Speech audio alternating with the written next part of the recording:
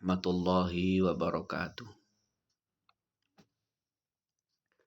Ridailah li syafaati Sayyidina Rasulillah Muhammad sallallahu alaihi wasallam wa mu'allif hadzal kitab Syekh Salim bin Abdullah bin Sumar al-Hadrami wa jami' masyayikhina Sunan Syekh Maimun Zubair.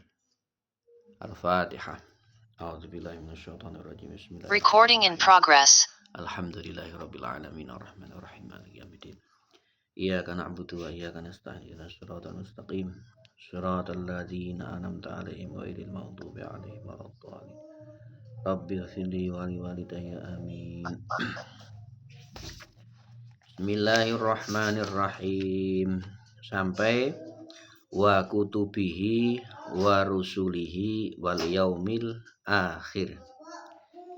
Sampai kalimat wa kutubihi lan pira-pira kitabe Allah, wa rusulihi lan pira-pira rasule Allah.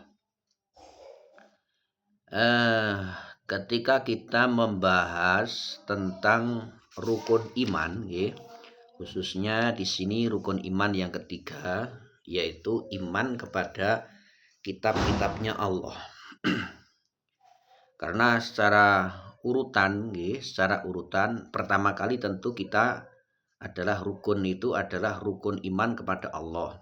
Karena Allah adalah merupakan sumber dari alam semesta. Allah sebagai Tuhan. Kemudian Allah ini mempunyai para petugas yang disebut malaikat. Ada malaikat yang disebut dengan malaikat Jibril.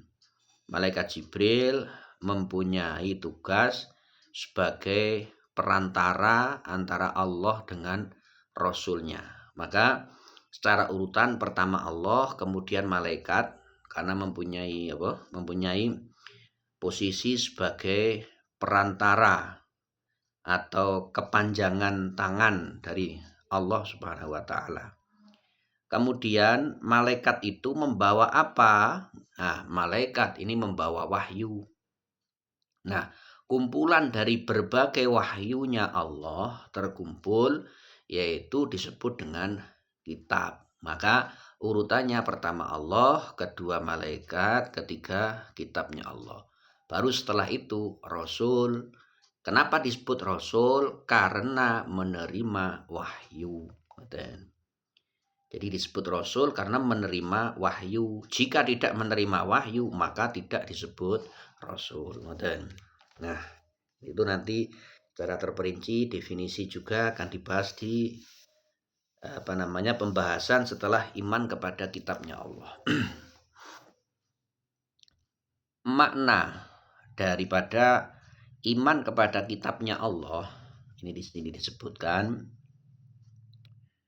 Makna iman bil kutubi at-tasdiqu bi annaha kalamullahi al-munazzalu ala rusulihi alaihimus salatu wassalam. Wa kullu ma tadammanathu haqqun wa nuzuluha bi angkanat maktubatan alal alwah kataurah au masmu'atan minas sami bil musyahadah kama fi lailatul mi'raj au min wara'i hijabin ila akhirih. Makna atau arti kita beriman kepada kitab-kitabnya Allah artinya adalah kita membenarkan.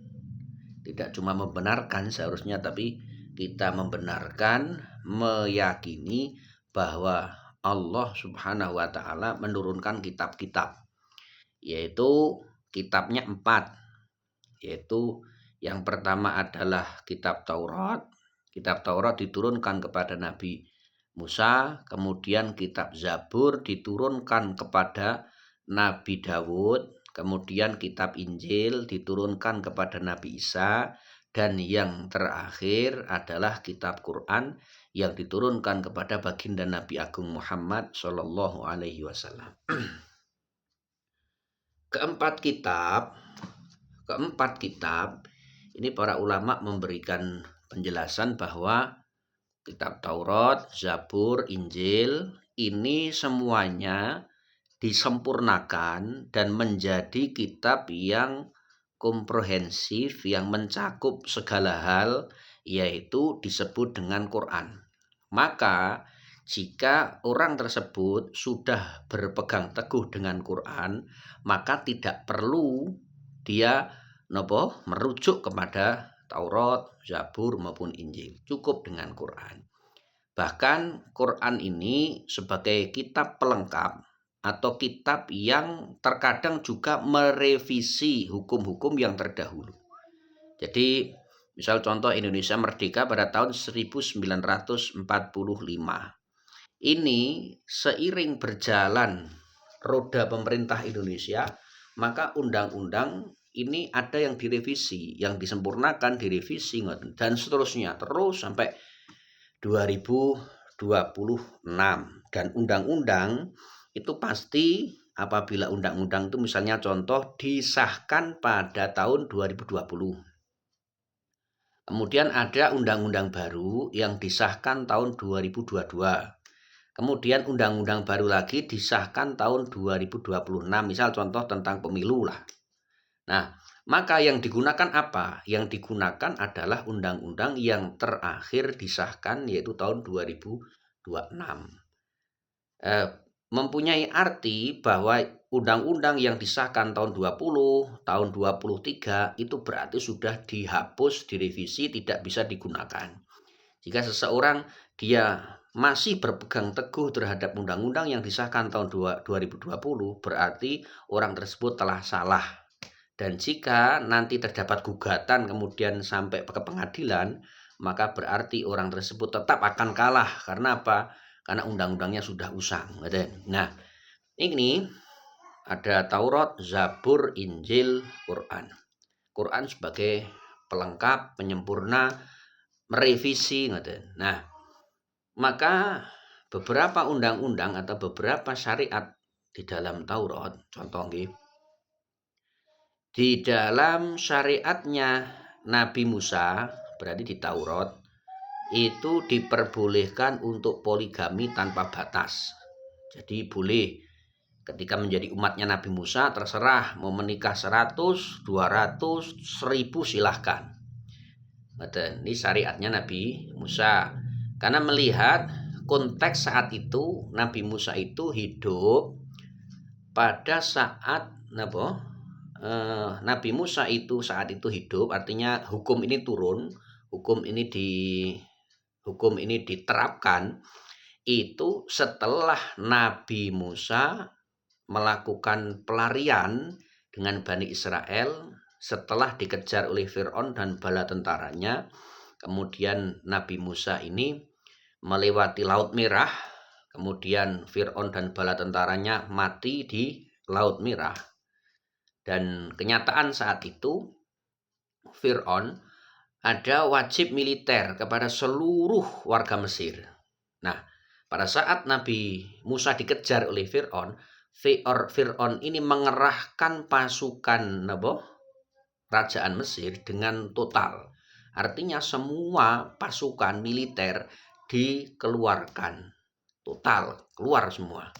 Berangkat semua. Artinya jika semua pasukan Fir'aun ini mati di tengah laut, yaitu di tengah laut, di Laut Merah, berarti ini tidak ada laki-laki di dalam negara Mesir, karena semuanya mati. Nah, untuk kemaslahatan, karena pada saat itu memang kemaslahatannya seperti itu, yaitu disyariatkannya, diperbolehkan poligami di atas poligami tanpa batas, poligami tanpa batas. Itu syariatnya Nabi Musa. Kemudian berganti zaman sampai kepada zaman Nabi Isa, dari Nabi Musa sampai ke zaman Nabi Isa. Ini berkisar sekitar 1800 tahun antara Nabi Musa dengan Nabi Isa. Nah, 1800 tahun itu sangat lama. Nah, kemudian ada syariat baru Allah menurunkan kitab Injil kepada Nabiullah Isa dengan merevisi hukum perkawinan pada saat Nabi Musa diperbolehkan poligami tanpa batas. Nah, kemudian pada syariatnya Nabi Isa tidak diperbolehkan poligami. Tidak diperbolehkan poligami, bahkan hukumnya haram pada saat zaman Nabi Isa dengan kitab Injilnya itu. Karena apa? Karena kondisi pada saat itu adalah Nabi Isa itu orang tuanya hanya satu, yaitu Ibunda Maryam, Sayyidah Maryam binti Imron. Nah, untuk menghormati wanita, maka tidak boleh ada poligami. Karena Nabi Isa mempunyai orang tua satu-satunya adalah perempuan, dan Nabi Isa juga belum menikah saat itu ketika beliau diangkat ke langit. Kemudian berganti lagi, Allah menurunkan Quran kepada Nabi Muhammad. Ada dawuh Quran, fankihu matobalakum minan nisa'i matna wa thulatha wa ruba fa in khiftum alla ta'dilu fawahidatan aw ma malakat aimanukum. Quran punya hukum yang merevisi lagi, yang pada saat Nabi Isa tidak boleh poligami, maka Quran membatasi dengan batasan yang sangat ketat. Jadi Quran atau syariat Nabi Muhammad boleh poligami maksimal 4, tapi syaratnya harus adil. Nah, kata adil ini apabila kita pelajari secara seksama itu sangat sulit untuk direalisasikan. Bagaimana? Kalau kita merujuk kepada kitab-kitab fikih yang membahas tentang syarat poligami, contoh dalam hal nafkah itu kan ada nafkah yang berupa rumah. Jadi orang apabila dia mau poligami, maka dia harus punya rumah 2 yang spesifikasinya sama, istri pertama dan istri kedua. Betul. Jadi nek wong ora duwe hukumnya haram. Hukumnya haram. Karena apa? Karena harus nafkahnya itu adil. Artinya adil itu sama. Dia rumah sama, spesifikasinya sama. Bukan kemudian istri kedua kemudian rumahnya megah, istri kedua rumahnya gede, tidak. Itu haram. Kemudian itu spesifikasi sama, artinya dapurnya sekian, kemudian luasnya sekian, kemudian yang satu misalnya tingkat, ya berarti yang 2 ya harus tingkat dan sebagainya. Artinya misalnya contoh peralatan rumah, yang satunya sama ya harus sama. Yang satunya diberikan pakaian, yang satu juga harus diberikan pakaian. Nafkah harus sama. Ini sangat berat.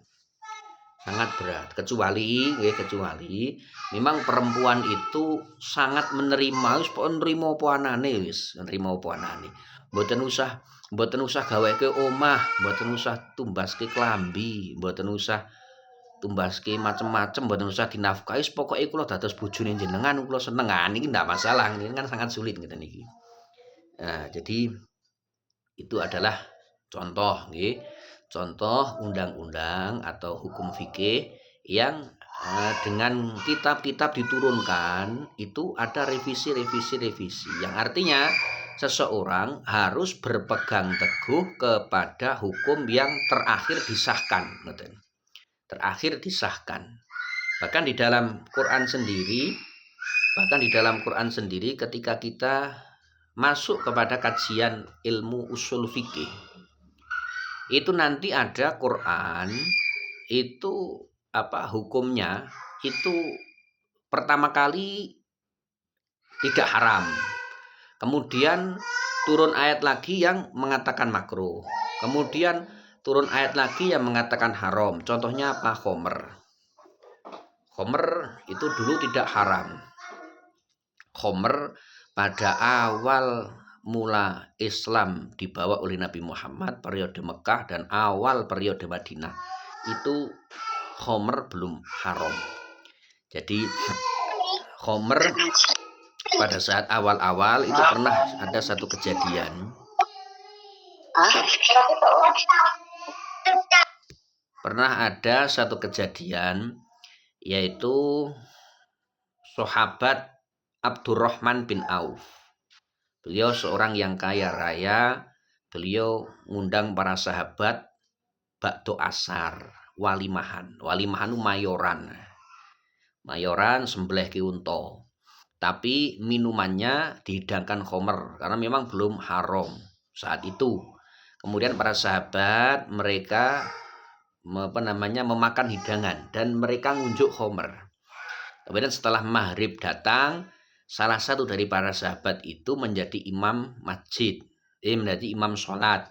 Kemudian yang dibaca adalah surat Al-Kafirun yang menjadi fatal, yaitu ini a'budu ma ta'budun. Itu kan fatal. La a'budu ma ta'budun kan seharusnya. La a'budu ma ta'budun menjadi ini a'budu ma ta'budun. Ini fatal karena ada kalimat tidaknya dibuang.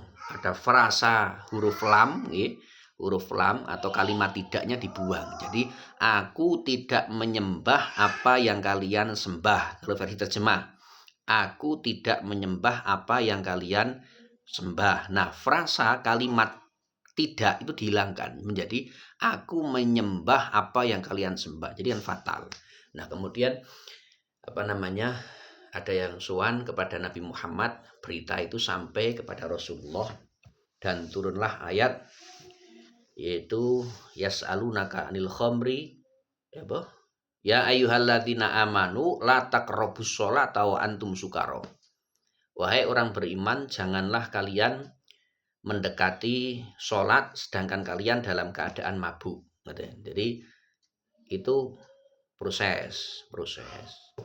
Nah, kemudian ada kejadian lagi pada tahun 2 Hijriah. Nabi Muhammad pada saat itu besok akan walimahan putrinya yang bernama Sayyidah Fatimah dengan Sayyidina Ali karamallahu wajhah. Sayyidina Ali adalah seorang yang fakir. Beliau tidak punya orang tua. Sayyidina Abdul Muthalib sudah wafat. Sayyidina Abu Thalib sudah wafat pada tahun 2 Hijriah. Nah, beliau Sayyidina Ali sudah menyiapkan 2 unta untuk disembelih besok dalam rangka walimah pernikahannya dengan Sayyidah Fatimah. Dadak paman beliau yang bernama Hamzah. Ini beliau ngunjuk khomer bersamaan dengan para sahabat yang lain. Nah, para sahabat yang lain itu guyon matur kepada sahabat Hamzah. Iku ana unta. Untane ketoke nek atine disate enak yo. Nah, ngoten. Wah, akhirnya sahabat Hamzah nek gelem tak sembelihke, akhirnya sembelih kali napa? Sayyidina Hamzah, padahal besoknya mau dibuat walimah. Nah, akhirnya Sayyidina Ali beliau menangis sowan kepada Nabi Muhammad.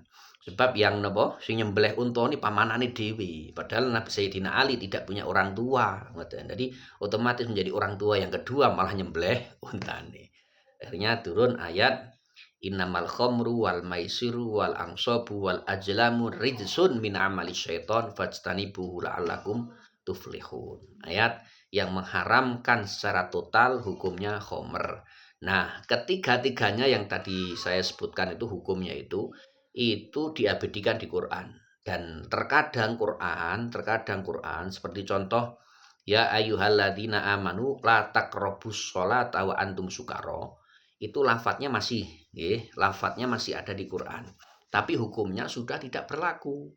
Nek kita membaca, kita masih dianggap membaca Quran dan mendapatkan pahala Quran. Tetapi ketika kita mengambil hukum daripada ayat yang tadi saya sebutkan, ya ayyuhalladzina amanu la taqrabus shalah ila akhirih, itu fatal.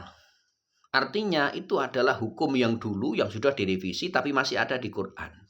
Nah, maka kita tidak boleh mengambil hukum itu langsung dari Quran dan hadis. Karena nanti akan menjadikan sesuatu yang fatal seperti tadi.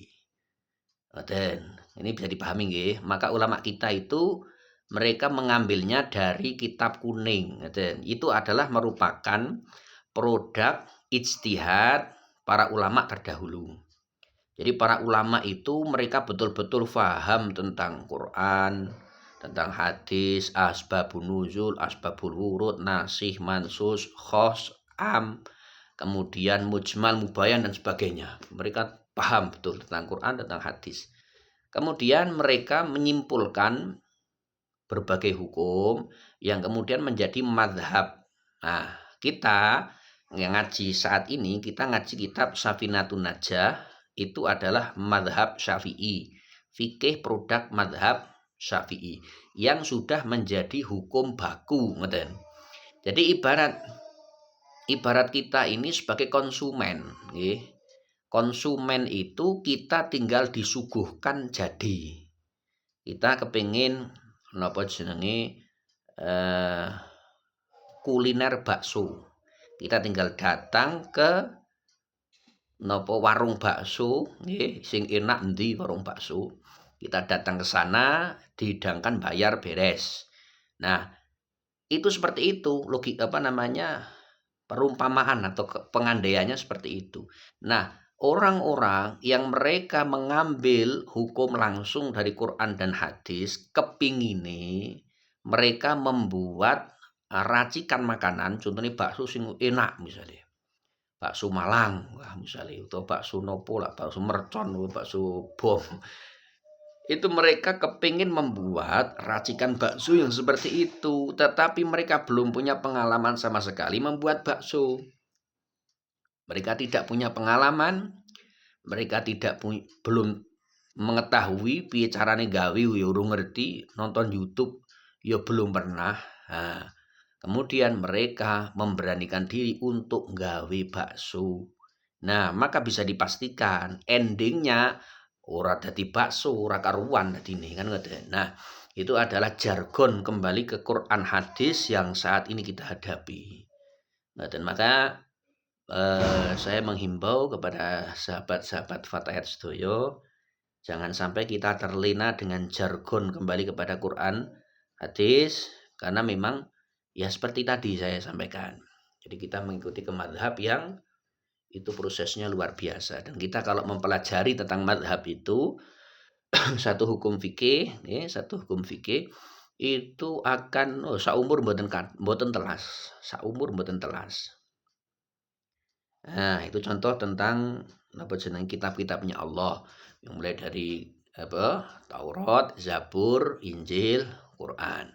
Kemudian mungkin ada pertanyaan, kenapa kita wajib iman kepada Taurat, Zabur, dan Injil? Padahal kita tahu kitab Taurat itu adalah kitabnya umat Yahudi. Injil itu adalah kitabnya umat Kristen. Kenapa kita juga harus beriman?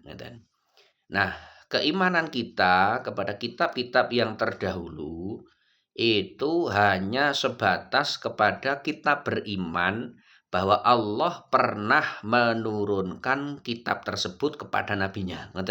Hanya sebatas itu. Hanya sebatas kepada kita meyakini, beriman, membenarkan bahwa Allah menurunkan Taurat kepada Nabi Musa, Zabur kepada Nabi Dawud, Injil kepada Nabi Isa. Adapun isi yang sekarang itu sudah didistorsi, sudah dirubah, direvisi oleh orang-orang Yahudi, oleh orang-orang Nasrani dan sebagainya. Jadi kemudian kita hanya beriman sebatas bahwa Allah pernah menurunkan kitab tersebut.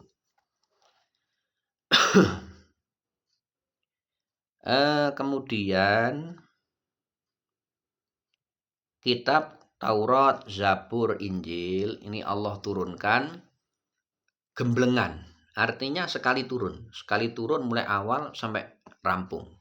Mulai awal sampai akhir. Nah, beda dengan Quran. Kalau Quran ini diturunkan kepada Nabi Muhammad itu nyicil. Jadi mulai selama 22 tahun, 2 bulan, 22 hari. Ada yang mengatakan seperti itu. Atau kalau dibulatkan kira-kira 23 tahun. Periode Quran turun itu 23 tahun kalau kita bulatkan. Nah, itu contoh ayat pertama Allah wahyu pertama Allah menurunkan surat Al-Alaq 1 sampai 5 saja. Kemudian Allah pada surat ayat wahyu terakhir yang Allah turunkan kepada Nabi Muhammad niku hanya separuh ayat. Gimana kok? Surat Al-Maidah ayat 3 separuh ayat, karena ayat 3 ini panjang. Nah, yang diturunkan menjadi wahyu terakhir adalah al-yauma akmaltu lakum dinakum ila akhirih itu. Nah, itu sekelumit tentang wawasan kitabnya Allah. Wal murad bil kutub ma yashmalul mushaf. Wa qad istahara annaha mi'atun wa arba'atun.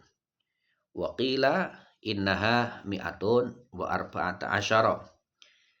Nah, yang dimaksud dengan kitab-kitabnya Allah itu adalah kitab yang 4 tadi, juga mencakup suhuf nih. Tidak cuma 4 tadi tapi juga mencakup suhuf. Suhuf itu apa?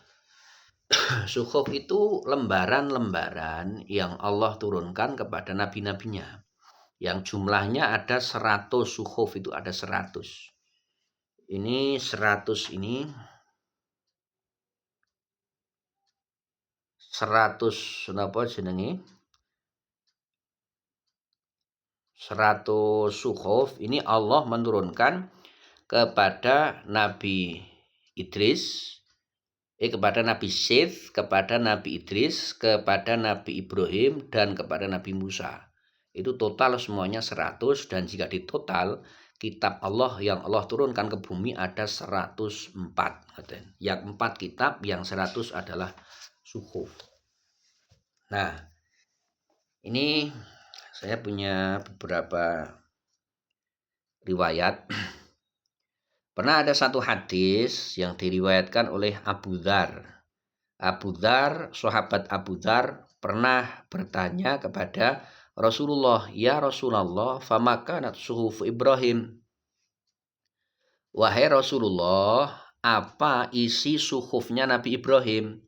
Qala kanat kulluha amsalan.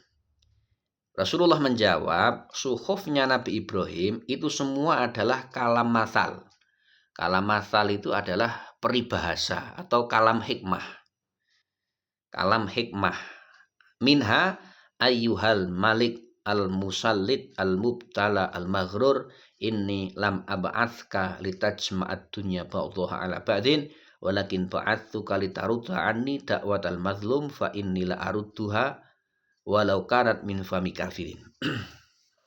Contoh dari isi suhufnya Nabi Ibrahim, wahai seorang raja yang mempunyai kekuasaan, yang diberikan cobaan dengan kerajaan, dengan politik, yang dicoba dan tertipu dengan dunia. Aku tidak mengutus kamu menjadi seorang raja untuk mengumpulkan duniawi, tetapi aku mengutusmu menjadi seorang raja untuk mengembalikan doa-doa orang yang dizolimi. Jadi ini contoh dan banyak sekali. Kemudian berikutnya adalah wa rusulihi. Kita beriman kepada rasulnya Allah. Wahum afdalu ibadillah. Rasul Allah itu adalah sebaik-baik hambanya Allah. Maka apabila ada pertanyaan, Rasul dengan wali itu derajatnya tinggi mana? Ya tinggi Rasul, jelas. Jadi apabila kita urutkan dari ranking pertama, kedua, ketiga, maka yang paling utama adalah pertama tentu baginda Nabi Muhammad Shallallahu Alaihi Wasallam. Kemudian yang kedua, ada Rasul Ulul Azmi. Rasul Ulul Azmi. Ini sebagian ulama ini tidak berkenan untuk memberikan keterangan mana yang lebih utama. Yaitu Rasul Ulul Azmi ada 5, yaitu ada Nabi Nuh, ada Nabi Ibrahim, ada Nabi Musa, ada Nabi Isa, dan yang terakhir Nabi Muhammad. 5 Ulul Azmi. Tentu yang 5 ini yang terbaik adalah Nabi Muhammad Shallallahu Alaihi Wasallam. Ini 5 besar umat manusia. Nah, Nabi Nuh itu adalah seorang nabi yang umatnya paling sedikit, umur panjang, umatnya paling sedikit, paling sabar. Maka tidak bisa kemudian kita menjustifikasikan bahwa seorang ulama atau kiai yang dia sama sekali tidak punya murid, dia sama sekali tidak punya jamaah, dia tidak punya majelis pengajian, bukan berarti itu adalah kiai atau ulama yang rendah di hadapan Allah. Tidak bisa kita menghukumi seperti itu, mengklaim seperti itu tidak bisa. Karena sebagai contoh adalah Nabi Nuh. Nabi Nuh itu umatnya sangat sedikit, tapi menjadi 5 besar. Kemudian setelah 5 adalah 25 nabi yang disebut di dalam Al-Quran. Itu ranking ketiga. Kemudian ranking berikutnya keempat adalah Rasul. Rasul ini jumlahnya 313. Rasul itu adalah man uhiya ilaihi wa yu'maru bitablighihi. Orang yang diberi wahyu oleh Allah dan diperintahkan untuk menyampaikan wahyu itu untuk disampaikan kepada orang lain. Nah, ini yang disebut nabi. Nah, nabi totalnya ada 313. Berarti ini ranking keempat. Kemudian ada nabi. Nabi itu siapa? Man uhiya ilaihi walam yu'mar bitablighihi, yaitu orang yang diberi wahyu oleh Allah tetapi tidak diutus untuk menyampaikan wahyu kepada orang lain. Jadi untuk konsumsi pribadi dirinya sendiri. Itu jumlahnya adalah 124.000. Dan jadi definisi antara Rasul dengan Nabi ini adalah definisi yang tadakhul. Tadakhul itu bahasa Arab nih. Artinya tadakhul itu setiap Rasul adalah pasti Nabi. Setiap Rasul pasti Nabi. Karena definisinya kan orang yang mendapat wahyu dan diperintah menyampaikan. Nabi adalah orang yang hanya menerima, tetapi tidak diperintah untuk menyampaikan. Jadi Rasul pasti Nabi, tapi Nabi tidak pasti Rasul. Itu jumlahnya Nabi itu 124.000, juga mencakup yang 313, mencakup yang 25, mencakup yang 5, dan mencakup baginda Nabi Agung Muhammad Shallallahu Alaihi Wasallam. Nah, bagaimana arti dari kita beriman kepada Rasul? Artinya apa? Bagaimana maksudnya? Bi anta kita annallaha ta'ala arsala lil khalqi rusulan rijalan la ya'lamu adadahum illallah. Awaluhum bijasadihi Adam.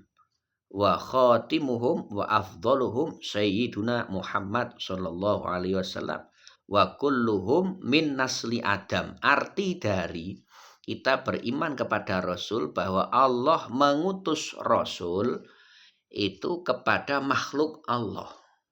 Rasul syaratnya harus laki-laki. Maka tidak ada Rasul atau Nabi perempuan, tidak ada.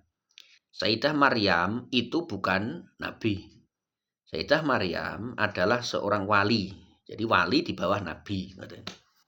Sayyidah Masitoh, Sayyidah Asiyah, walaupun menjadi seorang wanita yang luar biasa, bukan nabi tetapi wali. Wali itu bahasa Arab waliyah, jadi beliau adalah waliyah. Kemudian disebutkan di dalam kitab ini tidak mengetahui jumlah mereka secara pasti kecuali Allah.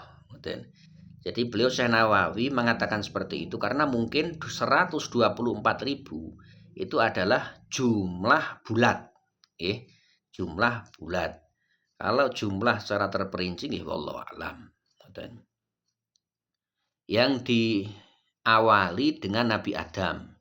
Kemudian dipungkasi dengan Nabi Muhammad. Semuanya adalah anak turun Adam. Jadi Nabi tidak ada yang selain keturunan Nabi Adam. Semuanya adalah keturunan Nabi Adam. Wa annahum shadiquna fi jami aqwalihim fi da'war risalah wa fi ma balaghuhu anillahi ta'ala. Mereka para nabi, para rasul, mereka benar di dalam semua ucapannya, yaitu yang berhubungan dengan risalah, yang berhubungan dengan agama, yang berhubungan dengan wahyu, yang berhubungan dengan status beliau sebagai rasul. Jadi apa yang para rasul itu ucapkan pasti benar. Nah, wa fima balaghahu anillah, pasti benar, tidak mungkin mereka salah atau tidak mungkin mereka itu berbohong. Wa annahu ma'sumuna minal wuqu' fi muharramin aw makruhin, dan mereka para nabi itu tidak mungkin melakukan sesuatu yang haram atau bahkan makruh pun tidak mungkin. Jadi para nabi tidak ada yang melakukan keharaman, bahkan kemakruhan pun tidak. Nah, maka ada satu hadis yang secara zahir itu ta'arud, secara lahiriah itu ada kontradiksi. Itu ada hadis yang menjelaskan tentang Nabi Muhammad pernah kencing berdiri. Pernah, itu hadis sahih. Nabi Muhammad pernah kencing berdiri. Nah, bagaimana itu pemahamannya? Padahal tidak dihukum tidak boleh melakukan kemakruhan. Nah, jawabannya adalah para sahabat saat itu memahami bahwa kencing berdiri itu hukumnya haram. Memahami kencing berdiri hukumnya haram. Kemudian dijelaskan oleh Rasulullah dengan fi'lun Nabi, dengan perbuatan beliau, yaitu beliau melakukan langsung, yaitu kencing berdiri, dengan ada sahabat yang melihat beliau. Jadi artinya mungkin konteks saat ini ada masjid yang terkadang toiletnya toilet berdiri. Itu kan iso didelok saka kadohan. Nah, itu kasus ini bagi Rasulullah ini tidak makruh, justru wajib untuk disampaikan kepada umatnya. Menunjukkan libayanil jawas, menunjukkan bahwa perbuatan itu boleh dilakukan karena statusnya bukan haram, hanya sekedar makruh. Kemudian wa annahum muballighuna ma umiru bitablighihi lil khalqi wa illam yakun ahkaman. Mereka pasti menyampaikan yang diamanai oleh Allah untuk disampaikan ke umat. Tidak ada yang mereka tutupi. Satu huruf pun tidak ada. Itu Nabi wa annahum hadhikuna bihaitsu yakunu fihim qudratun ala ilzamil husum wa muhajjajatuhum wa ibtalu da'awihim. Nabi syaratnya harus cerdas. Orang cerdas tidak boleh menjadi nabi. Artinya nabi harus punya kemampuan untuk berdebat, mengalahkan musuh-musuh agama di dalam panggung perdebatan. Jadi cerdas. Pasti ketika diajak untuk adu argumen, nabi itu pasti menang karena memang sangat cerdas. Syaratnya ngoten. Dados napa jenenge, itulah nabi nggih, nabi. Kemudian nabi juga mempunyai sifat itu adalah sifat jaisnya Rasul. Ya,